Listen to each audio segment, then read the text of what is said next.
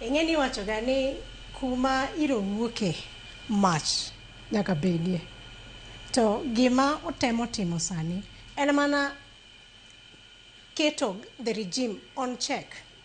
Ni mondo gik manyocho timrega, for example, ndalo mane wawinjoga gi nying miluongo ni Kamago gini, it was the same thing. Raila Odinga himself, the late Honorable Raila Odinga, raised below the whistle. Mana kaka Gachagua time.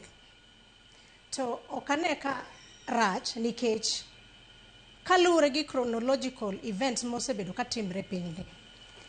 Yiero manyocho tim gine mbere ni neno kaka nodhi.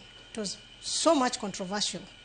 To mana kuwa pinpoint the loopholes mwaneno ka timre mondo wa ensure ni there is free fair elections mwanyalo miyo jopiny.